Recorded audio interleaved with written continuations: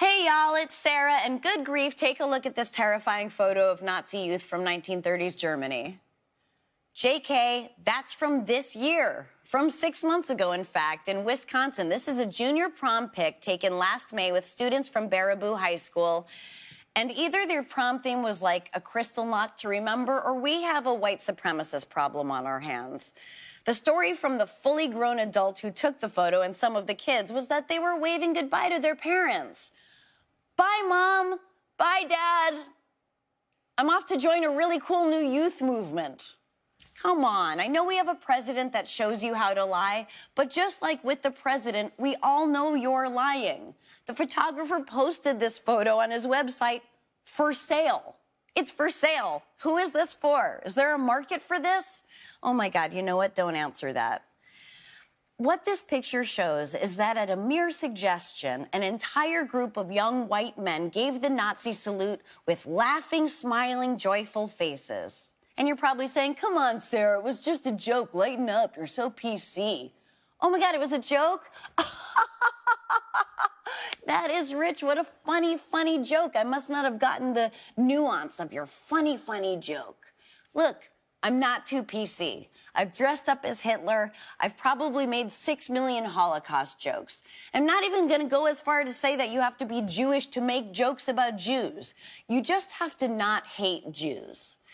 I think it's safe to say in this picture, there's a percentage of these guys that are straight up anti-Semitic, like this guy up front, who sure looks like he's doing the latest white nationalist OK symbol, and who may very well cry his way to a Supreme Court seat someday. I'd say a percentage of them are just ignorant to the weight of what that particular salute means, and a percentage are probably just like trying to survive high school. And all of that added up together is what makes up a Nazi movement. Ringleaders, followers, and dipshits. I don't know the names of any of the guys who made the Nazi salute in that picture, though I'm guessing there are like 11 Todds. But I do know the name of one guy who didn't. He's this guy in the right corner looking very unamused. His name is Jordan Blue, and thank God for the Jordan Blues of the world. In a moment where everyone casually participated in groupthink, he could recognize hate. He could recognize it. Because according to his Instagram account, Jordan is gay, and he said that he's been bullied by some of these boys since middle school. He knows what it feels like for bigots and hate mongers to want to wish people like him out of existence. It's why in a split-second decision, he knew the difference between right and wrong. And it's why intersectionality is so important, because a threat to any marginalized group is a threat against the humanity of all people. And for every Jordan Blue out there, there has got to be a Jordan Bluestein who's got his back. And for every Jordan Bluestein, there's got to be a Jordana Blue who's got his back. And if we get to a world where everyone steps up, maybe one day there'll even be a Todd Blue. Here's hoping.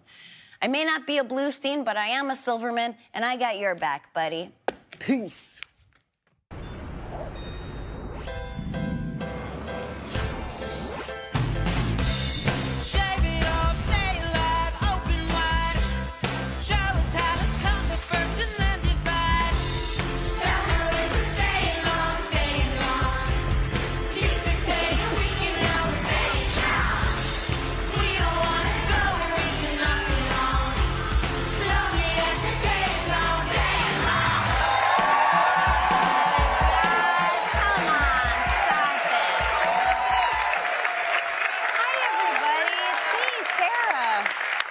Silverman if you're nasty, or if you're just being formal. Thanksgiving is coming up, you guys. You guys know Thanksgiving, right? When families and friends all over the country get together for food and football, all in remembrance of the one time we were nice to Indigenous Americans. It's about getting together with people you don't agree with and still loving each other despite those differences. Except for Aunt Ruth. You can go fuck yourself, Aunt Ruth. I'm just kidding. Me and Aunt Ruth agree on everything. Sorry, agreed on everything. She died on 9/11. She choked on a pumpkin seed. Yeah. Can't believe it's been 3 years. Rest in peace, Ruth. I love you, son of a bitch. Now, I know you're used to me doing epic takedowns of our corrupt government, but since it is Thanksgiving, I would like to take some time and talk about what I am thankful for. And I am thankful for Donald Trump. Oh my God, I just shuddered, I think. I never knew what that was before. No, but I am thankful for Donald Trump. Not the way I'm thankful for my family or for, like, my butt wipes, but like the way an addict is thankful for hitting rock bottom.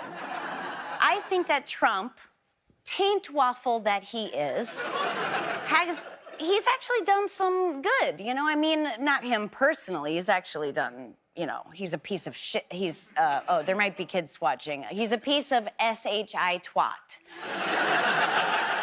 Yes, he's personally done a lot of harm. He has put kids in cages. He's nominated an alleged sexual assaulter to the Supreme Court. He ordered a Muslim ban, reignited the white supremacy movement, redefined gender to exclude already marginalized people, threatened California during a catastrophic wildfire disaster. You know what? This is just going to take up the whole show. Deb, can you just scroll through the end of the list? Go, go, go, go. Enemy of the people, shithole countries. Go, keep going. Okay, stop. Perfect. Thank you. And worst of all, he's ruined, like, every article of clothing. Red hats, big ties, polo shirts. Like, now what am I supposed to wear to feel sexy? But Trump's presence has actually caused good. It's like the butterfly effect. Trump is the butterfly that farts in Japan, and through a series of chain reactions, a child learns how to read in Cincinnati, Ohio.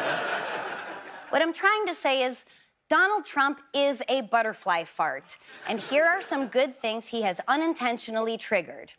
This year, a record number of women ran for and won House and Senate seats, and that record number of women includes many congressional firsts. The youngest woman, the first Native Americans, the first Muslims, the first lesbian mom, and the first woman with bleach blonde pubes. I'm not gonna say who it is, but, I mean, we can rule out Dianne Feinstein. Or can we? And how about this? When Colin Kaepernick risked his entire career and started kneeling in peaceful protest of police brutality, Trump's stupid fucking tweets about it, which I can only assume he fired off with sweaty thumbs while squeezing out fat loafs on the john, brought the issue to a national conversation, shedding light on racial inequality and police brutality. Basically, more people and issues are visible just based on the motive of Trump trying to make them invisible. Congress in 2019 will be the least white and least male of all time.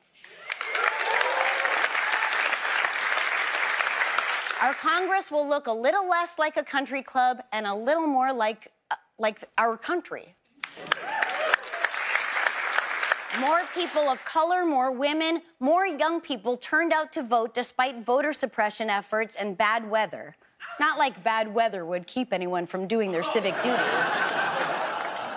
Of course. Why didn't he just bring an umbrella, by the way? Oh, right. But in general, our butterfly queef of a president has made us more aware. He is begging for us to pay attention. Trump is the guy at a house party who is doing lines of coke right in the middle of the living room. Like, at least the rest of the party has the self-awareness to do that shit in the bathroom. And in keeping with the coke analogy, he will not shut up. Anyone want to build a wall? We're gonna fucking build a beautiful wall. Oh, fuck yeah, I had the biggest fucking crowd at my inauguration. It was like the fucking biggest. There were like 100 billion people there. You want to dance? Anyone want to dance? Like, someone turn on music. We should all like make up a dance. He's the worst. But his shamelessness brought to light things that were going on in the dark. We can see them now. He is like a black light at a Holiday Inn Express, exposing America's fecal-covered handprints and neon cum stains. Or even at a Ritz-Carlton. What, you think rich people don't jizz on remotes? As a rich person, I can tell you, we do.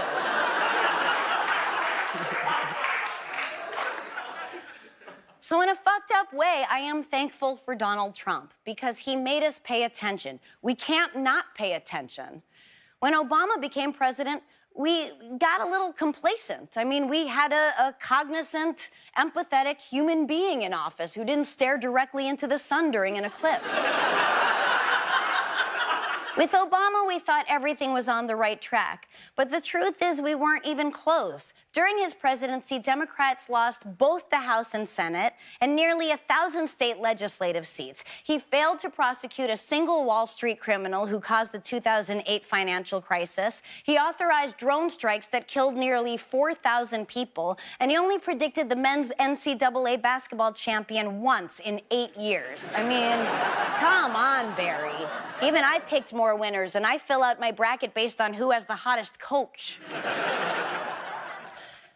Look, Trump may not be the president we want, but he may be the president we deserve. The constant reminder that democracy takes effort and must be protected. He represents a cancer that's always right below the surface in this country: racism, xenophobia, fear of other. But at least now, it's something we can see. It's something we can point to. He's like the black light shining on our jizz-stained country. And that's what I'm grateful for. Happy Thanksgiving, America. Gobble, gobble.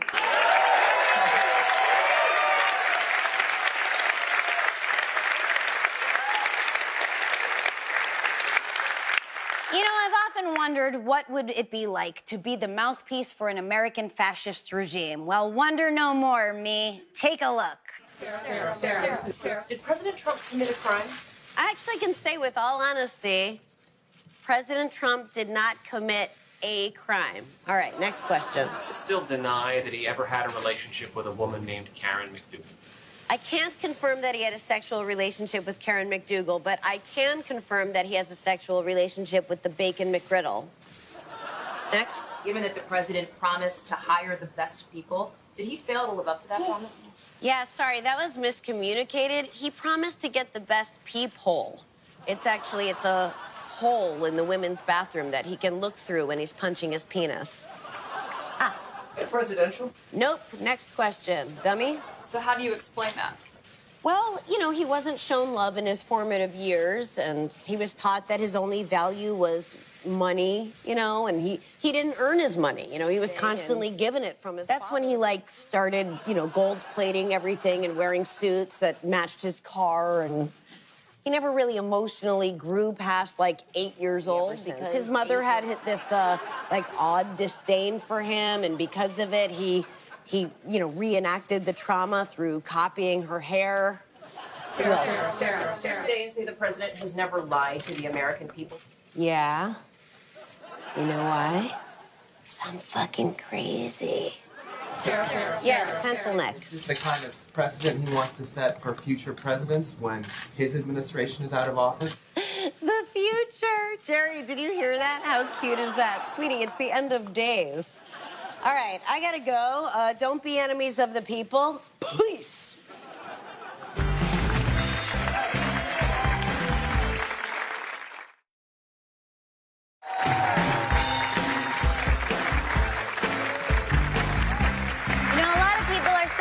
Your dad this season, and here's my answer. He's right here. Soak him up before he's gone. The older you get, the older your parents get. And God willing, if things happen in the natural order, they will die. 2/3 of Americans don't have a death plan. That costs America $1.7 billion a year. My dad is 81, so I wanted to show you just how important it is to take your elderly parents, bring them on your television show, and make a plan for their death. Jesus fucking Christ. Zip it. You're fine. Oh, shit. The average life expectancy for an American male is 76. This is my dad, and he's 81, which means he's kept Satan waiting for 5 whole years. Hey, Dr. Spector. Hello there. Step 1, take him to a doctor. How are you? Well, how are you? This is my Nice to dad, meet you. Donald. So I brought my dad to see Dr. Todd Spector. So we're just here because he's getting old, and I feel like we should make a plan. Typically, what I like to do is I like people to have what's called an advance directive, which is a document. It's very simple and very clear about the way that you would like your affairs handled if you couldn't give an opinion about how, usually because of a medical condition. I told my wife at one point I don't want her to pull the plug. Okay. See if I can have an orgasm. And if I can't have an orgasm, pull the plug. Okay. That's very clear. That's very disgusting. I think we could put some sharp lines around it and make it clear to anybody. Let's say you're brought into the hospital and you're unconscious, and I'm standing at the bedside and I say, look, it doesn't look like he's going to be able to have a meaningful recovery. In my opinion, we should let nature take its course and not resuscitate him. Would that be okay with you? Oh, yeah. So that's what we refer to as do not resuscitate. Yes, I do not wish to have invasive surgery that will hurt me or make me uncomfortable. How about something like a breathing tube? Yeah, no. Okay. I do not want to suffer. I do not want to live as a vegetable. You don't mind being ugly? All right. So I think that we have clarified really what your end-of-life wishes would be. Do you guys have any other questions for me about this? How soon can this happen? My dad has these really weird elbows. They're like filled with fluid. I don't know if you could take a look. Of course. They're like bags of water or something. Like, is that something he could donate? That is probably not somebody that anybody would put in their body, but it is not dangerous. It'll never cause you any problem. It's got so much fluid in there, you could like solve the Flint crisis. Will you also look at his feet, or just one of his feet, even just to look at it? Happy to. They cut off 3 toes. Then they took one of the toes and they cut it up and they put 2 stumps there. It looks like you have had a very good doctor working on your feet in the past. Oh, I have. I mean, maybe you could, this could be something that you think about donating. To a medical school? No, to the circus. You little shit. Okay, well, thank you so much. This has been heavy, kind of. But you know what, Dad? I think I know the perfect place that's gonna cheer you up. Just kidding. I took him to a mortuary. And I invited my stepmom, Janice, who's been married to my dad for over 40 years and who will never be my real mother, never. Let's go check it out. Hey, Hello, Gio, Sarah. thank you for meeting with nice to us. meet you, too. It would be illegal to just bury him in a shallow grave in our yard, right? Why? Don't worry about why. It's hypothetical. Do you have any caskets where Janice can be on top of me when she dies? Not necessarily that way, but what we do is double vaults. No, I want her on top of me. You don't? You want her to Why? Oh, she's so sweet and nice. Yeah. He can get cremated too, Yes, right? there's also cremation options that we provide.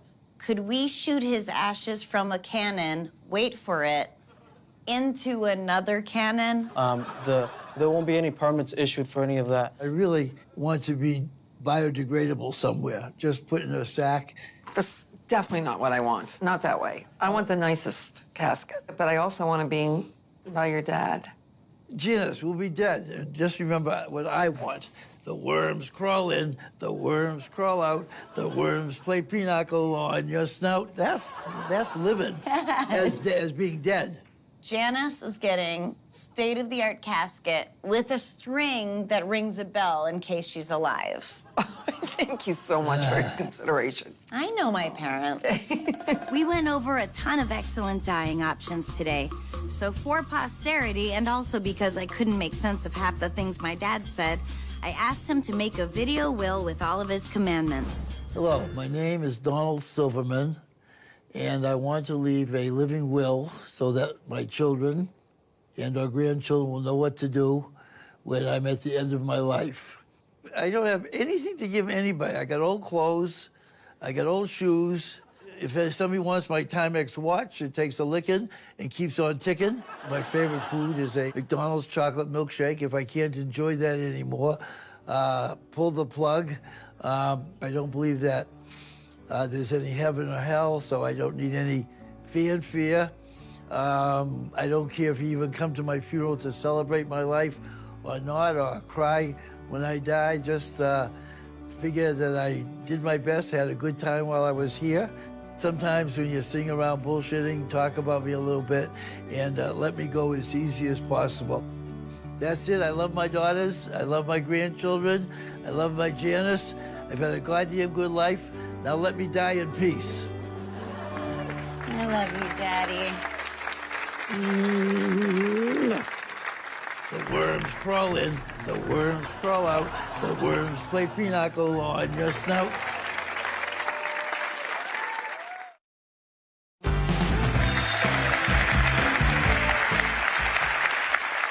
All my next guest needs is 3 chords in the truth and 8 cups of water a day because you have to stay hydrated. That's serious. I love his music. Please welcome Grammy-winning musician Sturgill Simpson.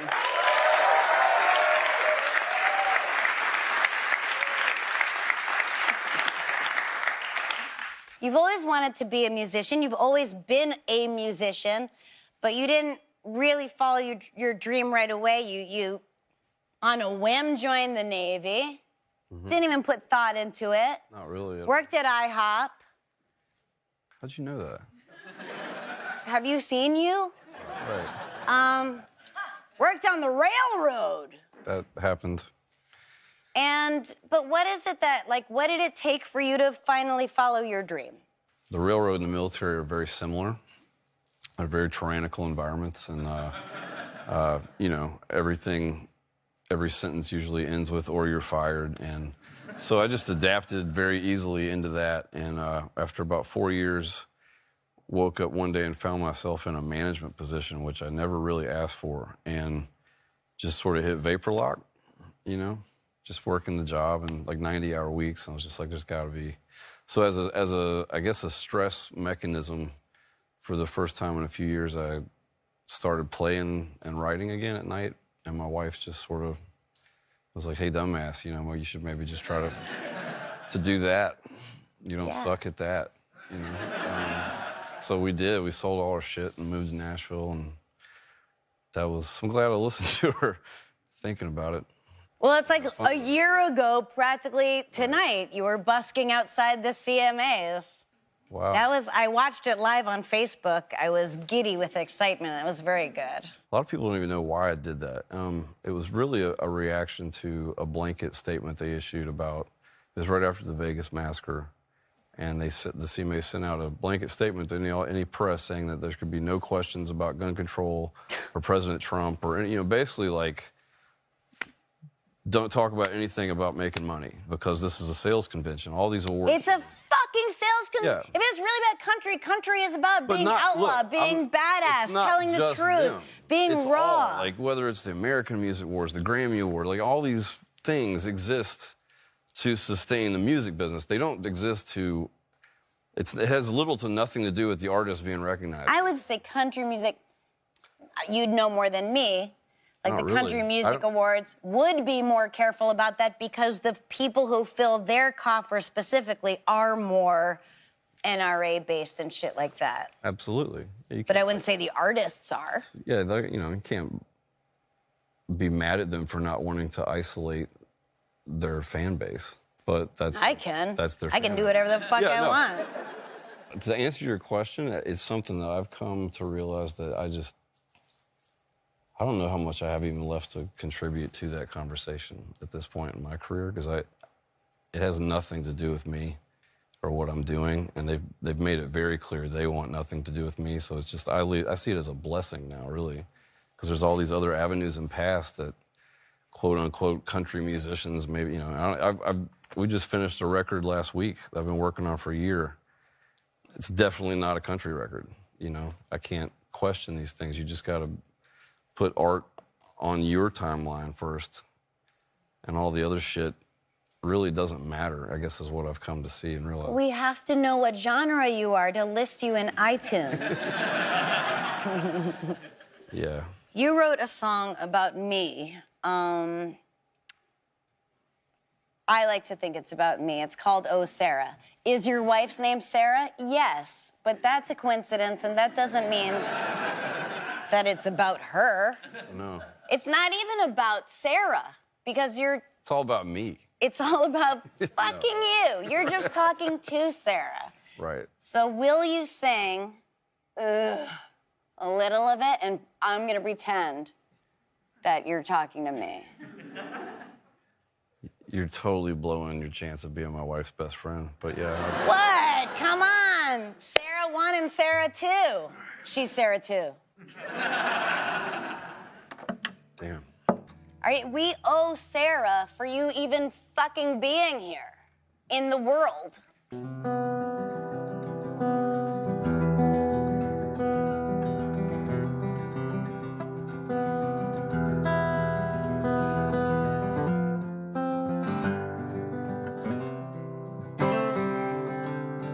Oh, Sarah, here we go again. Can't get past the pain of what I want to say to you. Too old now to learn how to let you in. So I run away just like I always do. She said if there's something I should know, tell me now. Before I go, give my heart away. So I can get on with my life, you can go on with your strife. Wish you'd speak the words those eyes are trying to say. Sometimes this life feels like a big old dream I'm floating around on a cloud inside. When my cloud starts coming apart at the seams, oh Sarah, it's when I slide.